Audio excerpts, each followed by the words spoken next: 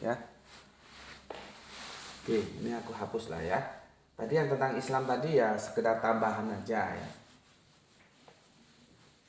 Sekedar tambahan, sekalian lewat, sekalian ku jelaskan. Tapi kalau kamu mau ikuti ustadz-ustadz yang mainstream itu ya nggak ada masalah. Ya, kalau gue sih nggak membedakan, sama aja itu. Ya. Oke, ehad itu ragam. Ragam artinya itu apa sih? Ragam. Ragam ya. Ragam artinya itu apa? Ragam itu ya varian ya. Kalau di statistik ragam arti ehad nih coba kita cari. Yang pertama ini satu ya, satu atau esa ya di sini lah ya. Satu atau esa. Satu ya. Ini satu nih arti pertama maksudnya ya. Ya. Sebagian besar penggunaan diksi ehad yaitu yang lazim digunakan dalam tanak, ada bilang tanak, tenak ya itu ya.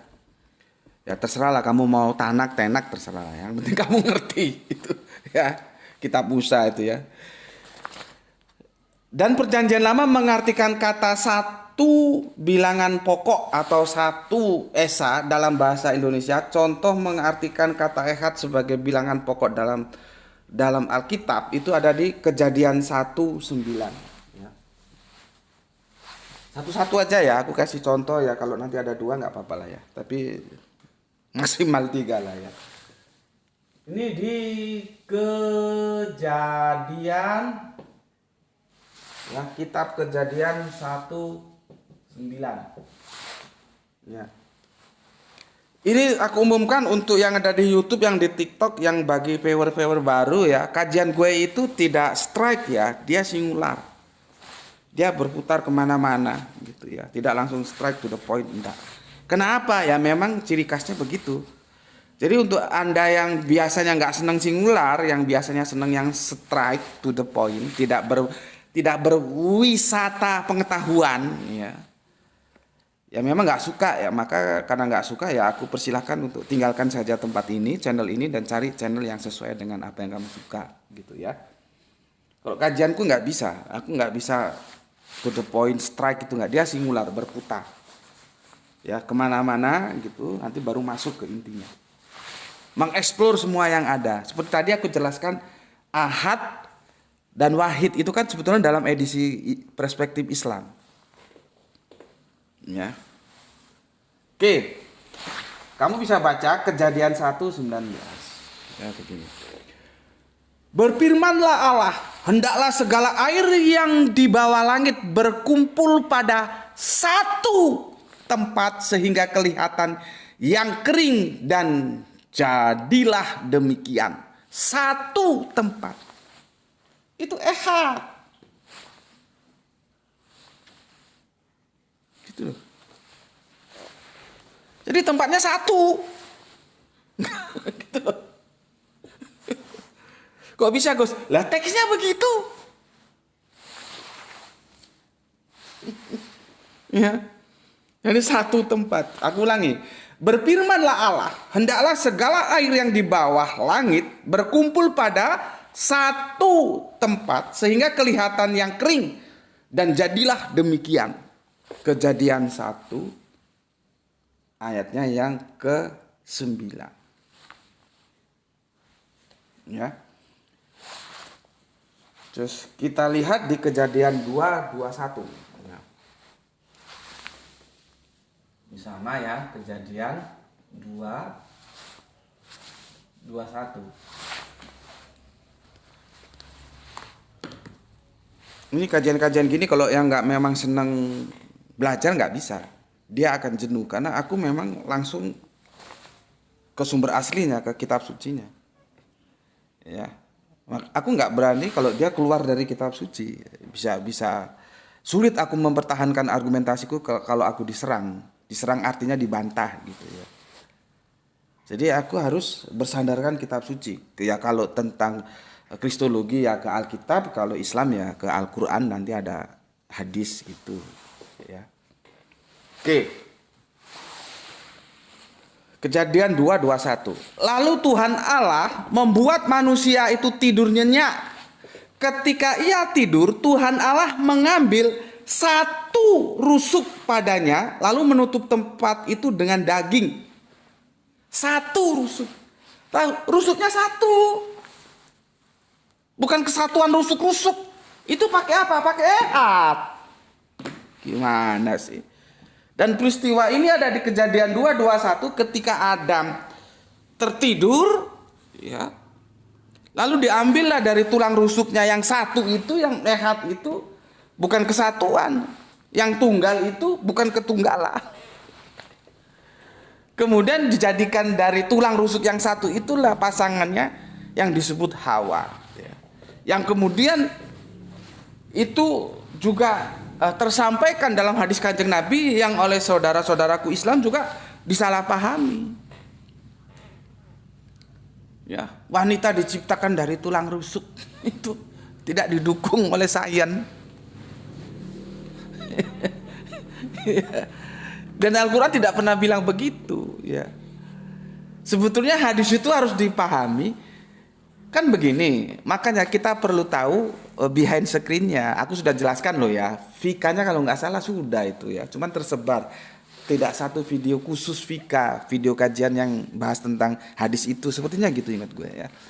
Jadi gini, sahabat itu punya permaisuri rewel. Kata orang Jawa rewel ya. Kalian tahu lah ya rewel gitu ya. Kanjeng Nabi itu kan seorang psikolog canggih. Ya sahabat curhatnya ya ke Nabi. Ya. Gampangnya ini bahasa gue lah ya. Ya Rasulullah, bagaimana istriku ini kok rewel banget gitu loh ya. Lalu Kanjeng Nabi memberikan advice. Ya. Dengan mengatakan bahwa wanita itu diciptakan, ini terjemahan umum loh ya. Karena nanti itu permasalahannya di diksi min.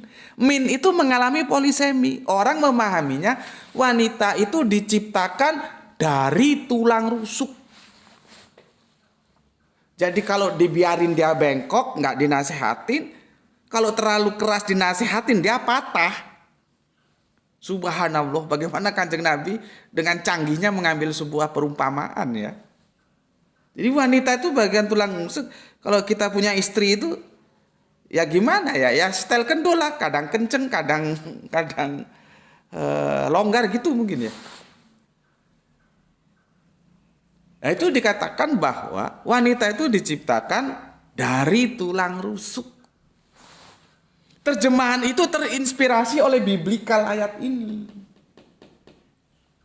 Adam diambil tulang rusuknya dijadikan Hawa gitu loh. Gue tidak menyalahkan apa yang dituliskan Bible. Bisa jadi itu bahasa sastra.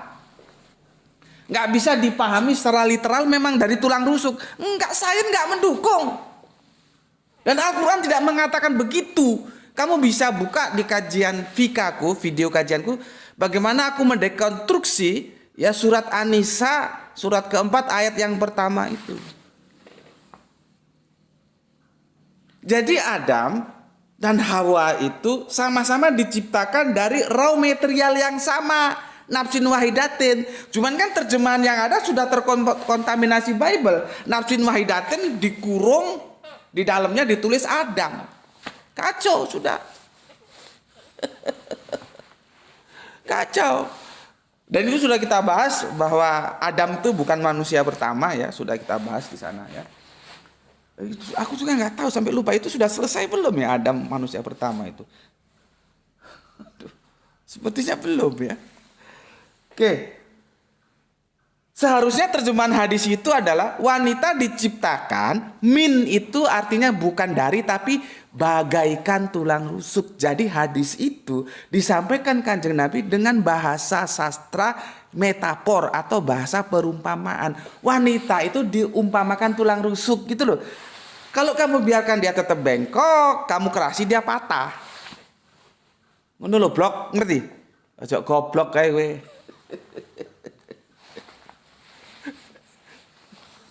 Bismillahirrahmanirrahim.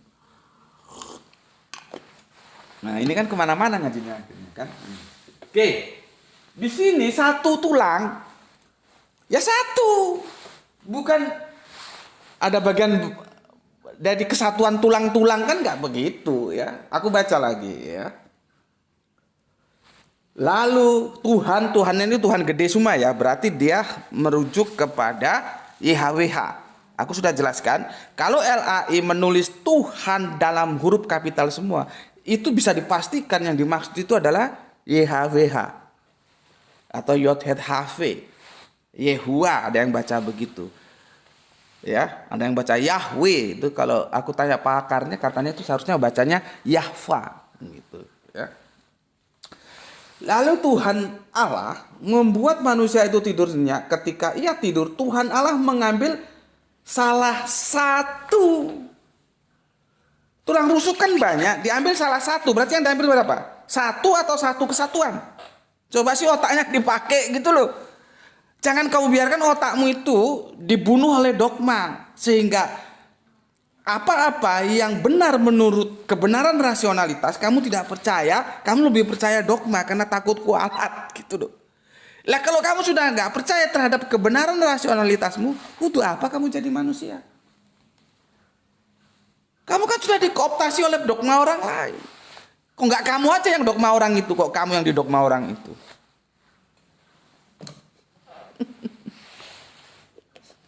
Bismillah. Ini nanti kalian cek ke original teksnya ya. Kalau perjanjian lama itu ya ke Ibraninya coba. Ya. Oke. Masih ada waktu, Leh. 44. Oke.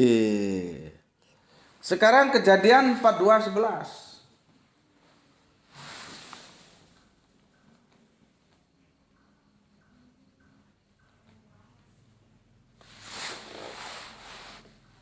Ya.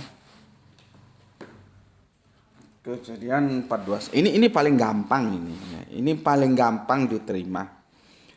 Ini adalah kalau mungkin yang 19:221 kamu masih perdebatkan ya monggo lah, masih terlalu mudah untuk diperdebatkan gitu ya monggo lah. Tapi kalau sampai yang penjelasan 42:11 ini kamu debat, berarti kamu memang nggak bisa diajak berpikir, otakmu itu nggak tahu kamu taruh mana, goblokmu itu. Karena ini aksiomatis, ya. Aksiomatis itu tahu nggak kamu? Kalau ada orang misalkan dosen bilang ini aksiomatis loh ya, itu sesuatu yang tidak terbantahkan. Nah ini loh. Ini nggak perlu ditafsirkan, ini aksiomatis, ini spidol gitu loh. Jadi kalau ada orang yang membantah ini bukan spidol, dia bilang ini katakanlah pensil. Ya nggak tahu otaknya taruh dengkul apa taruh mana itu nggak tahu.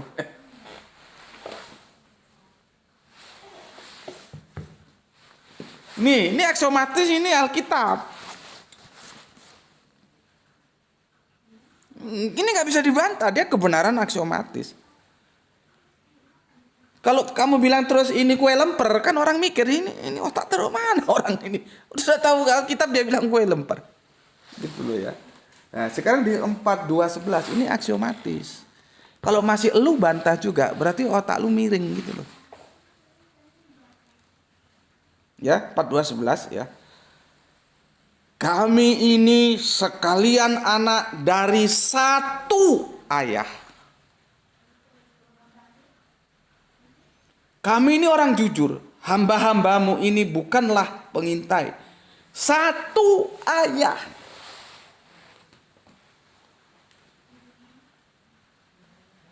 Pertanyaan gue, ada yang punya dua ayah? Bukan ayah angkat loh ya. Ayah yang itu generik. Ada. Setiap manusia itu mesti terlahir dari satu ayah. Satu ibu. Apa ada yang punya dua ayah? Coba. Makanya gue bilang ini aksiomatis. Kalau masih ini lu bantah juga, kacau sudah.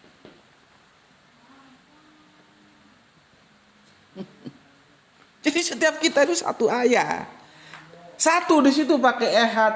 Lah kalau dikatakan satu itu merupakan kelompok ya, ketunggalan ya, ada bagian-bagian di dalamnya.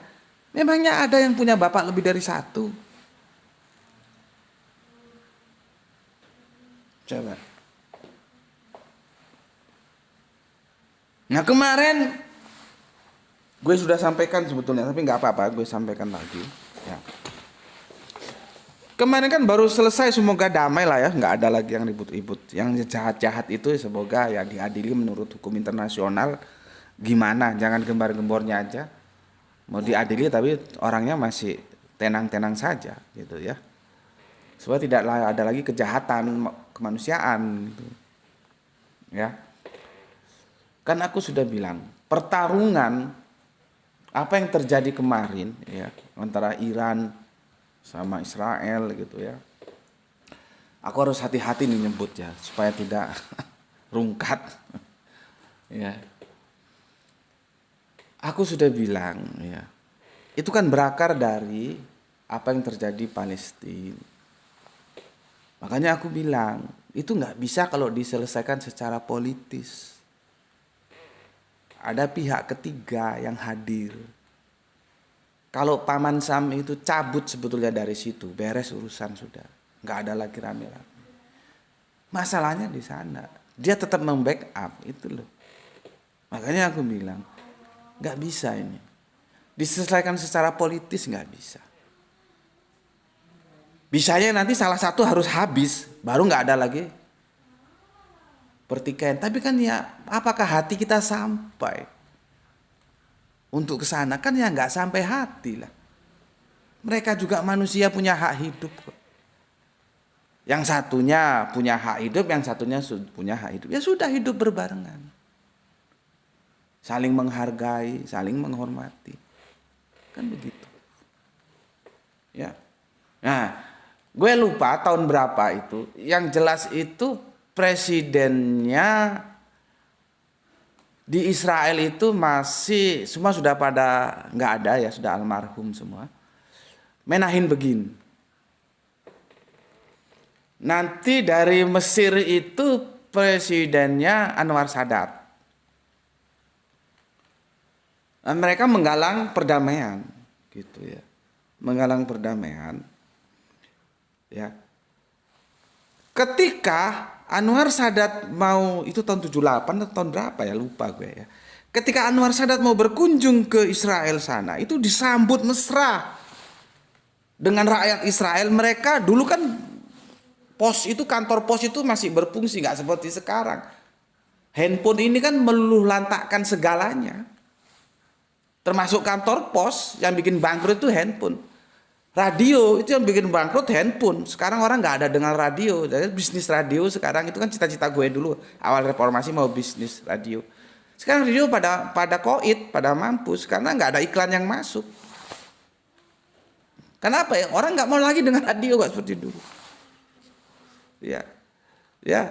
TV juga begitu sebentar. Ada sudah berapa TV yang koit itu? Karena diluluh lantakkan oleh satu yang dalam genggaman kita yang disebut handphone, ya, telepon genggam itu, termasuk kantor pos. Kalau sekarang kan ngapain ke kantor pos? Jadi dulu kalau mau Idul Fitri itu ya kantor pos itu masih rame bersaksi, karena orang pada nulis kartu ucapan Lebaran itu via pos. Sekarang kan nggak lewat WA, sekali kirim sudah, nggak nunggu, nggak antri, nggak sek-sekan, kata orang. Nah, era itu tentunya belum ada handphone. Masih kantor pos, surat-surat gitu ya. Perangko gitu kan. Itu ditulis dengan semangat yang sama. Ada sastrawannya itu mengambil episode bagaimana bahwa Ismail dan Ishak sama-sama memakamkan ayahnya, yaitu Bapak Abraham, di Gua Makspela. Jadi kita tidak pernah ketemukan satu ayat pun dalam perjanjian lama, dalam perjanjian baru, dalam perjanjian terakhir, Dari Torah, dari Injil, dari Al-Quran terjadi rivalitas antara Ishak dan Ismail, nggak pernah ada. Yang nanti dari kedua bangsa itu menurunkan bangsa Israel dan bangsa Arab. Lalu kenapa sekarang kita bertikai? Kenapa tidak kembali ke romantisme Ishak dan Ismail di Hebron sana? Ada sebuah gua Makspela itu dibeli oleh ayahanda Abraham. Ya, dia kan orang pendatang dari Babylon sana, masuk ke Kanaan. Ketika Bunda Sarah meninggal, dia beli tanah. Sebetulnya itu mau dikasih, tapi enggak lah, gue beli aja, terus dibeli, dibayar. Di sanalah Bunda Sarah dimakamkan, dan di sana juga Bapak Abraham dimakamkan bareng-bareng oleh anaknya yang dua ini, yang melahirkan dua bangsa besar ini, Arab dan Israel, yaitu Ishak dan Ismail. Nggak ada pertikaian. Makanya gue bilang, peristiwa itu, tapi kan gue orang kecil, nggak mungkin didengar PBB. Makanya kalian bantu kajian ini supaya didengar sana, para stakeholder dunia. Syukur-syukur Pangman Sam dengar, masuk ke parlemennya. Sudahlah, jangan diserang secara politis. Dari zaman Alif sampai zaman Ya, dari Alfa Omega, nggak kelar-kelar. Kenapa kita tidak berbalik kepada romantisme teologis? Karena memang dari sana asalnya. Nah, di situ ya, dalam menyambut Bapak Abraham ya, Anwar Sadat ya, mereka nulis kartu-kartu ucapan, spanduk-spanduk. Tulisannya begini. Tapi edisi Latin ya. Kalau edisi Ibraninya aku nggak bisa tulis. Begini loh. Benei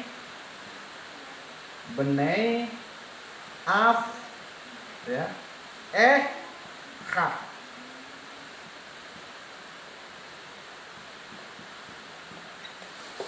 Pakai ehad dia.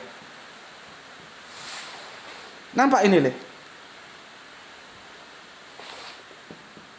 Benei ab ehad. Jadi mereka nulis kartu ucapan, spanduk segala macam ya, untuk membina hubungan baik dari pertikaian yang ada selama ini. Ditulislah semboyan Benei ab ehad. Benei itu benih, bibit. Artinya Israel dan Arab itu berdasarkan dari bibit yang tunggal, ehad. Siapa yang dimaksud itu adalah Bapak Abraham, atau dalam edisi Islam Ibrahim.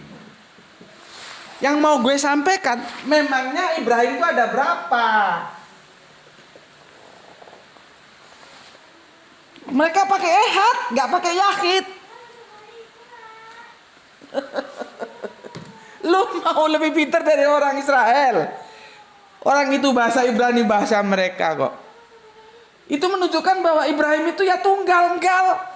Makanya gue nggak setuju kalau ehad dan yahid dibedakan, seolah-olah ehad itu ketunggalan, jadi di dalamnya ada bagian-bagian. Kalau yahid itu tunggal-tunggal, enggak. Buktinya ini terbantahkan. Karena fakta ini sama dengan Kejadian 4:2-11. Kami dari Bapak yang satu. Setiap kita Bapak kita satu, nggak mungkin 2, 3, 4. Gitu loh.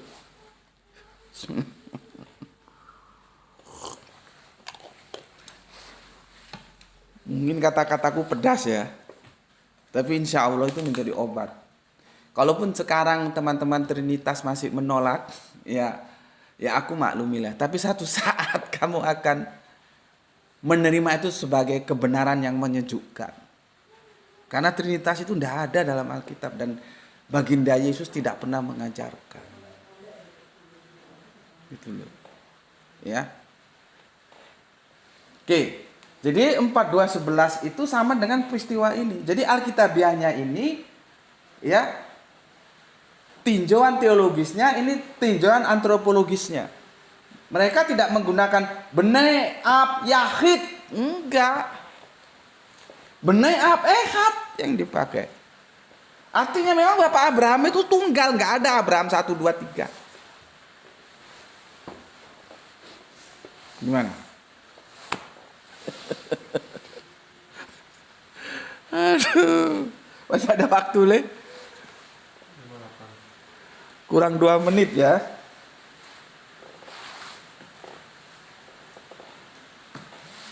Gue sudah bilang ya, ini nanti gue tutup, terus gue naik lagi dengan tajuk yang berbeda lagi ya. Ya, nanti silakan masuk lagi ya. Tapi ini gue tutup dulu nanti. Setelah kajian ini kita akan ngaji lagi. Ya.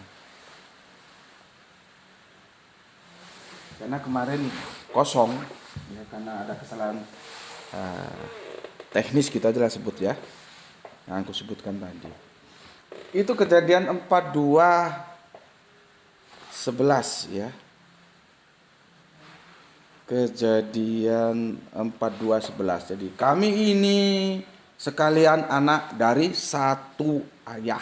Jadi ayahnya satu. Kami ini orang jujur, hamba-hambamu ini bukanlah pengintai ya. Kejadian 42:11. Jadi ayahnya satu. Nanti bisa lagi itu diterjemahkan beda ini, artinya sama. Ayahnya sama ya. Siapa? Kalau kita kotong ini ya Bapak Abraham itu. Orang Arab ya Bapak Abraham, orang Israel ya Bapak Abraham, kan bersaudara. Ya. Oke. Nanti supaya cukup waktunya gue baca aja lah ya, nggak gue tulis gitu ya.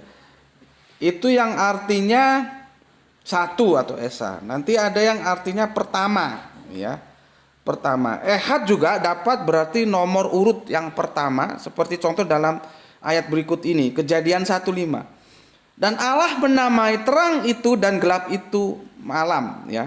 Allah menamai terang itu siang dan gelap itu malam, gitu maksudnya ya. Jadilah petang dan jadilah pagi, itulah hari pertama, Ehad. Wah, sudah habis waktunya ya. Itu aku ambil satu contoh aja ya, artinya pertama. Terus yang artinya sama gitu ya. Ini juga ada beberapa contoh ya. Contohnya di Kejadian 12:6 lah ya. Dan ia berfirman, mereka ini satu bangsa, Ehad. Ya, dengan satu bahasa, Safa Ehad. Fem ya. Untuk semuanya. Ini barulah permulaan usaha mereka. Mulai dari sekarang, apapun juga yang mereka rencanakan, tidak ada yang tidak akan dapat terlaksana. Kejadian 12:6. Satu bangsa, artinya satu bangsa. Kita satu bangsa loh ya. Ya. Yang penonton yang di luar negeri tentunya nggak masuk ya. Yang sama-sama dalam negeri, kita kan satu bangsa ini. Artinya bangsamu dan bangsaku itu sama. Ehad itu bisa berarti sama. Gitu ya. Nanti ada lagi di Kejadian 41:25 ya. Ya, ini tentang mimpi ini ya. Tentang mimpi. Lalu kata Yusuf kepada Firaun, kedua mimpi tuanku Firaun itu sama ya. Halom ehadhu. Allah telah memberitahukan kepada tuanku Firaun apa yang hendak dilakukannya. Ya. Tuh. Terus ada lagi yang bermakna apa ini? Tunggal ya. Sebetulnya apa sih bedanya tunggal dengan satu itu? Gini dia bilang gini. Ini di Kejadian 12:46 ya. Paskah itu harus dimakan dalam satu rumah, nggak boleh 2 rumah. Juga tidak boleh kubawa sedikit pun dari daging itu keluar rumah. Jadi hanya satu rumah. Dan satu tulang pun tidak boleh kamu patahkan. Jadi satu tulang pun, berarti kan satu, dia tidak satu bagian tulang itu apa aja bagian-bagiannya, kan tidak begitu. Ya, itu nggak boleh bawa keluar rumah. Ya, oke. Itu terus nanti banyak artinya ya, itu aja yang perlu aku sampaikan. Insya Allah besok kita lanjutkan ke keunikan ehad gitu kira-kira ya. Sebelum nanti aku jelaskan juga Yahid ya, Yahid. Baru kita masuk ke Yohanes berapa tadi yang aku bilang tentang sesembahan itu ya. Untuk sementara di sini dulu waktunya sudah finish ya, dan nanti akan kita lanjutkan. Ini kita keluar dulu dari TikTok, dari YouTube, nanti masuk lagi ya. Sampai di sini dulu ya.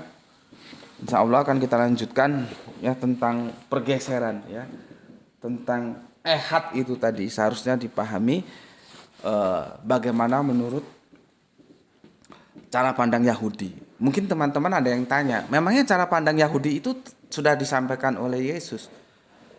Maka aku jawab, baginda Yesus justru menyampaikan itu. Tidak boleh bergeser dari cara pandang Yahudi. Insya Allah ehad aku jelaskan, terus nanti keunikan atau apa gitu ya, menambah wawasan kalian tentang macam-macam varian makna ehad. Baru masuk ke Yahid sedikit, kita masuk ke tentang proses bagaimana mencari sesembahan ya. Itu nanti di Yohanes dinukil, nggak boleh bergeser dari sesembahannya Yahudi gitu ya. Jadi ada kitab literasinya tertulis gitu ya, bukan lagi implisit tapi eksplisit, yang insya Allah besok akan kita bahas ya. Sampai di sini dulu ya. Pesan aku, jaga Allah, jaga Kanjeng Nabi, jaga Al-Quran, jaga sholatmu dalam keseharianmu ya, jaga imanmu ya, yang dibingkai oleh keindahan Islammu ya. Tetapi tetap memberi hormat kepada saudara kita yang memilih jalan lain, karena mereka tetap saudara kita. Ya, semoga yang belajar dan yang mengajar mendapatkan keberuntungan, yaitu rezeki yang barokah dan kesehatan yang prima. Terima kasih untuk teman-teman di YouTube dan teman-teman di TikTok sudah membersamaiku dalam 1 jam lebih sekian menit ya, nggak sampai panjang loh ya. Terima kasih, semoga ada manfaat yang kita peroleh ya. Akhirul kalam, alhamdulillahirabbil alamin.